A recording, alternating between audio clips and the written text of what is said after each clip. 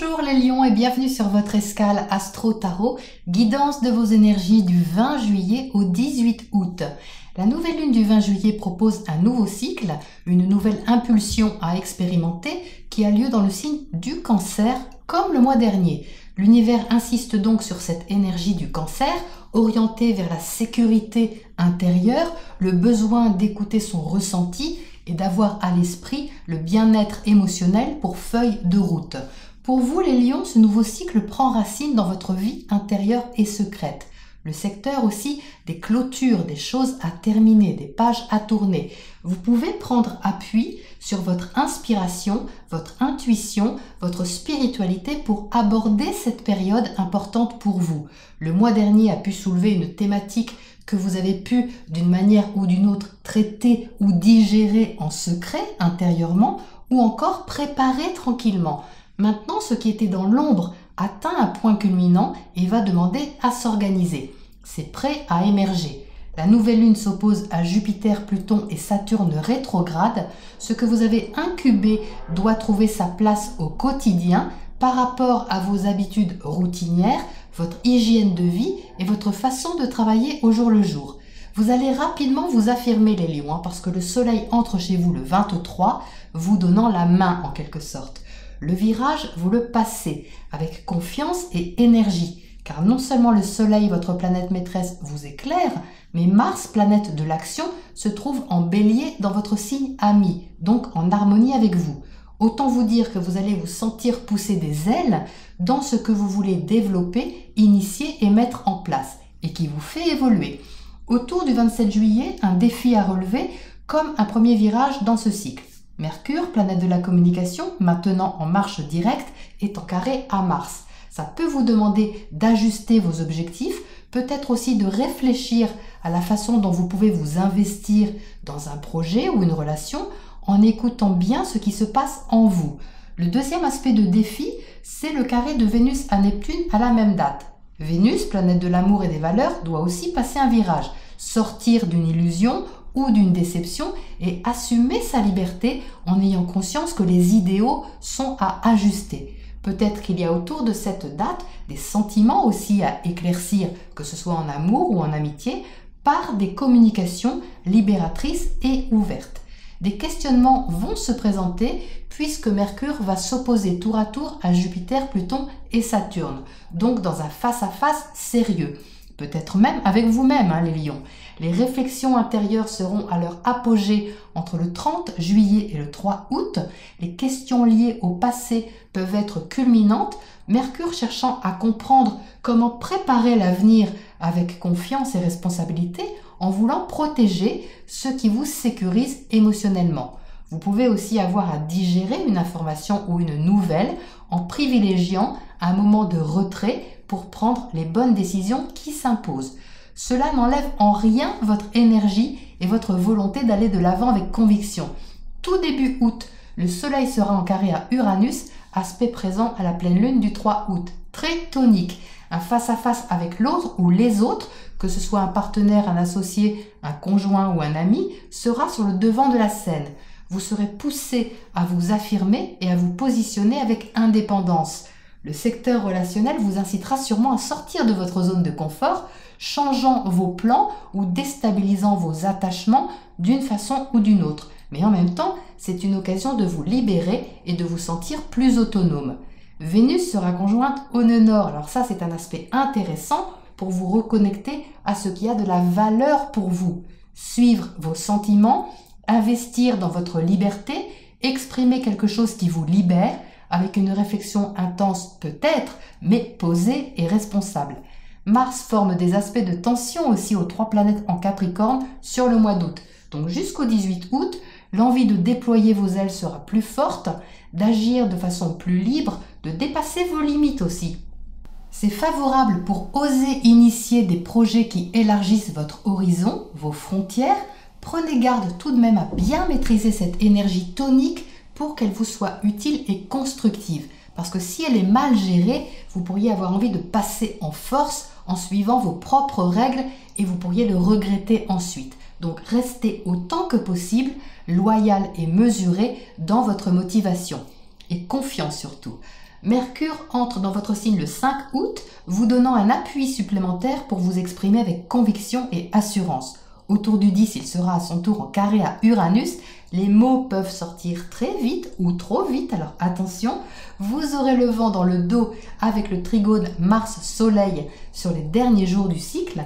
Quelque chose vous donne de l'enthousiasme, de la joie, de l'espoir et de l'élan. Les 17-18 août, la conjonction Soleil-Mercure, c'est pour vous, cadeau. Vous êtes en accord avec vous-même, vous exprimez ou décidez quelque chose d'important ou vous scellez un accord. En tout cas, c'est très positif.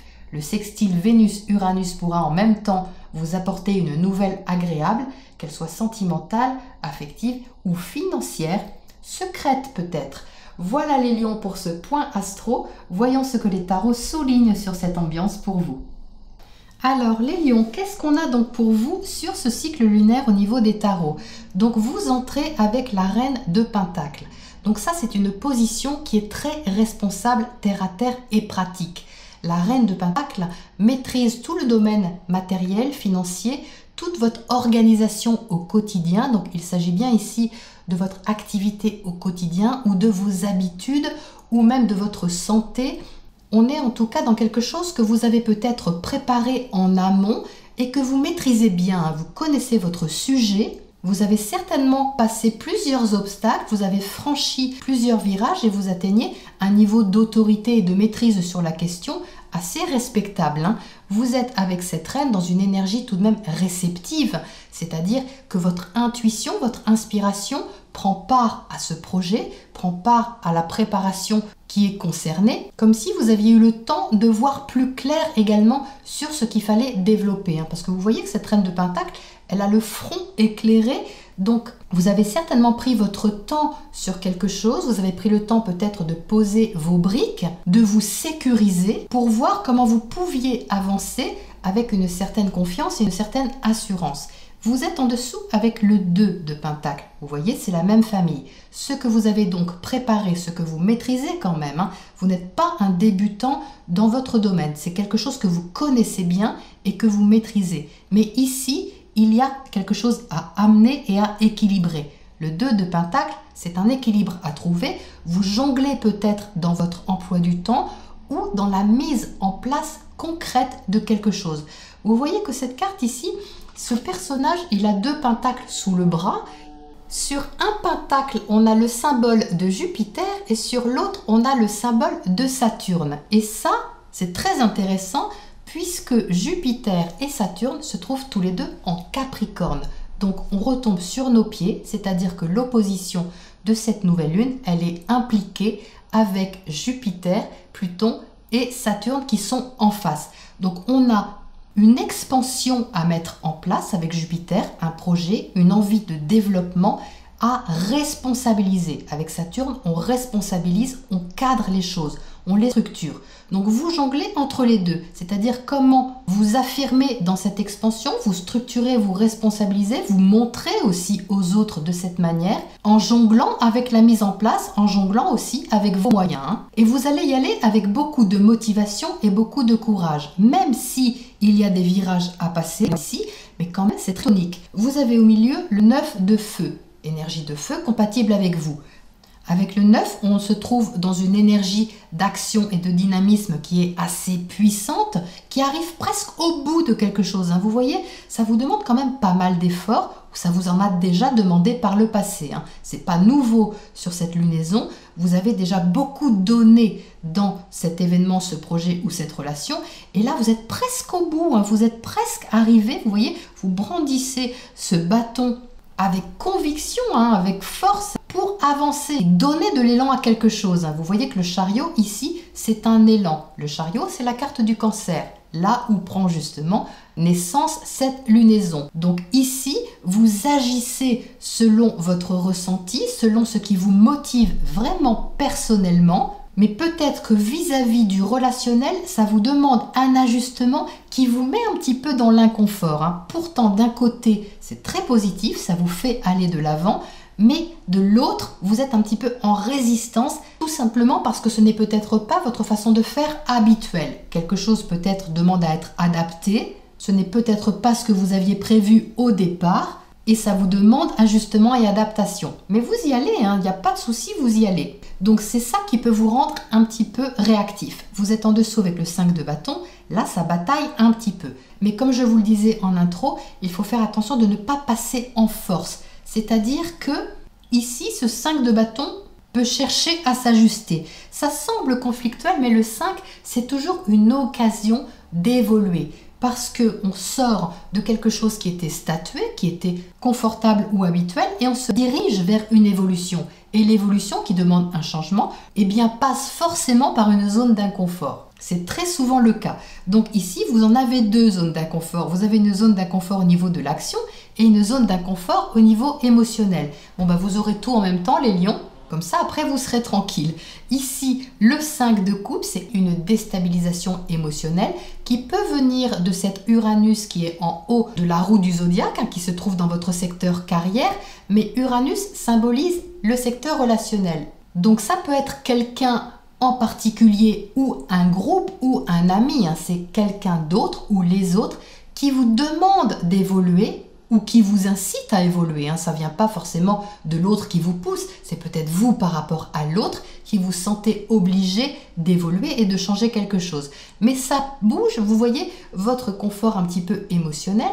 Vous avez peut-être la sensation de perdre quelque chose alors qu'il n'en est rien. C'est passager. Ici, ce 5 de coupe, c'est une déstabilisation par rapport à une désillusion ou une déception. Peut-être au niveau de votre chemin de vie, de votre destinée, vous aviez espéré ressentir quelque chose et vous ressentez autre chose. Mais là aussi, le 5, c'est évolutif.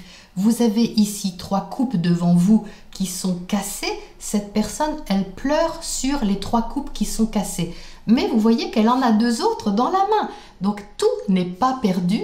Et justement, ce qu'elle a à découvrir, cette personne, c'est la richesse de l'alliance qui est là. Parce que 2 coupes, c'est l'alliance. C'est la relation que vous avez avec l'autre qui change certainement, qui est différente d'une manière ou d'une autre, qui vous semble déstabilisante parce qu'elle peut être inhabituelle. Peut-être que vous ne vous attendiez pas à avoir 3 coupes cassées devant vous. Mais les 2 qui vous restent, les lions, sont une richesse. Donc ne vous inquiétez pas de cette déception passagère, prenez du recul dessus, prenez du recul sur votre émotionnel pour pouvoir garder cette motivation très forte que vous avez pour avancer ici. Donc vous avez le magicien en bas de votre tirage, magicien arcane majeur, très importante pour initier quelque chose. L'envie d'expérimenter quelque chose de nouveau est très présente. Donc vous dépasserez cette zone d'inconfort ici, j'en suis certaine, plutôt peut-être au niveau de la communication avec quelqu'un, ou même ça peut être au niveau d'un investissement, vous ne savez peut-être pas trop dans quel sens investir ou de quelle façon, mais ça va se réguler, parce que le magicien est plus fort, on va dire, en énergie que le 5 de bâton ici. Donc ce magicien, c'est vous en train d'expérimenter une nouvelle route, une nouvelle direction que certainement vous avez choisi, vous avez étudié et préparé et vous êtes prêt ici à montrer un petit peu ce dont vous êtes capable. Le magicien utilise tous les outils qu'il a à sa disposition, c'est-à-dire toutes ses qualités, tout son potentiel pour expérimenter quelque chose qu'il veut créer. Et fort heureusement, il a la reine d'épée juste à côté de lui. Ça, c'est aussi un atout et pas des moindres. Ça, c'est Mercure dans votre signe en Lion qui vous donne de l'assurance et qui vous donne aussi du discernement. La reine d'épée est reliée au mental, à la réflexion, à la communication, mais c'est une reine. Elle sait ce qu'elle dit, elle sait ce qu'elle décide. Il y a beaucoup d'assurance. Elle est sûre de son sujet. Donc, entre la reine de Pentacle et la reine d'air, même si ce sont 2 énergies différentes, il y a ici tout de même une maîtrise intellectuelle, matérielle et organisationnelle de ce que vous voulez développer. Donc ça, c'est très rassurant. Elle me plaît bien dans ce secteur-là, parce qu'elle gère ici, cette reine d'épée, votre secteur créatif. Elle gère aussi vos habitudes de vie au quotidien, votre activité, votre travail si vous en avez un, ou votre hygiène de vie. Donc ici, on a des décisions qui sont très responsables, même si ça vous sort de votre zone de confort pendant quelques temps au niveau émotionnel ou au niveau de l'action parce qu'il faut vous adapter. ça reste très positif pour avancer. Vous avez ici ce 4 d'épée, vous voyez, qui se repose. Donc, vous arrivez à prendre du recul sur les choses. C'est en tout cas ce que vous êtes invité à faire, c'est-à-dire de garder un état de confiance intérieure, de ne pas vous poser trop de questions inutiles, mais plutôt de vous apaiser l'esprit et d'avoir pleinement confiance dans ce qui se met en route. Allez, qu'est-ce qu'on a à côté de ce 5 de bâton pour commencer ici en bas? Cette petite bataille, cet inconfort au niveau de l'action que vous avez peut-être sur quelques jours, c'est pas bien méchant à mon avis. Princesse de bâton, oui c'est bien ce qui me semblait, c'est-à-dire que ici, l'action que vous menez, elle n'est pas encore totalement maîtrisée. Ça, je pense que c'est le Mars qui fait un carré à ces 3 planètes, Jupiter, Pluton et Saturne, qui doit aussi d'un autre côté réguler son impatience. La princesse de bâton, elle débute, comme ce Mars en bélier. Le bélier, c'est un signe de printemps, c'est un signe de renouveau, de début. On initie des choses. Donc comme il vient juste de rentrer en bélier, ce Mars, eh bien peut-être qu'encore l'action n'est pas bien maîtrisée. C'est juste pour vous montrer que des réglages sont à faire. Donc vous voyez, ça n'a pas besoin d'être conflictuel, ça a juste besoin d'être apprivoisé. Cette princesse de bâton, elle est tout à fait volontaire et motivée pour mobiliser son énergie dans une direction donnée. Qu'est-ce qu'on a sur ce 5 de coupe là-haut? Cette petite tristesse passagère ou petite déception. On a l'as d'épée, donc vous voyez ici, il y a comme une parole qui est dite ou un verdict qui est prononcé ou une décision qui est prise, quelque chose d'assez tranché. Donc quelque chose peut être surprenant sur le coup ou alors c'est vous qui décidez quelque chose un peu soudainement, de façon tranchée, qui vous met un peu dans l'inconfort, mais au final ça se passe bien parce que c'est juste. L'as d'épée, c'est juste. Et ça va vous aller les lions. C'est clac, clac, c'est posé comme ça. Et on n'y revient pas, c'est un peu l'idée. Qu'est-ce qu'on a à côté de ce chariot ici à droite? Cette avancée que vous prenez avec élan. L'as de bâton, eh bien dites-moi encore un as. Donc il y a vraiment ici quelque chose de nouveau. C'est vous qui l'initiez, je pense. C'est très tonique, c'est très dynamique, stimulant et motivant. Ça va booster les lions. Franchement, là, sur le mois de juillet-août, ça décolle, je ne sais pas ce que vous faites, mais ça décolle. Qu'est-ce qu'on a comme oracle conseil pour vous sur cette lunaison, les lions? Fondation, oui c'est ça, vous posez vos briques, ce que vous avez préparé demande à s'organiser. C'est comme si vous prépariez votre socle. Vous le sentirez de façon encore plus affirmée sur le prochain cycle parce que la nouvelle lune aura lieu dans votre signe. Là, comme elle prend racine en Cancer, vous vous sentez encore un petit peu débutant. Vous posez les fondations de quelque chose, mais avec quand même beaucoup de volonté. Donc tout ça, les lions, a l'air très prometteur et dynamisant.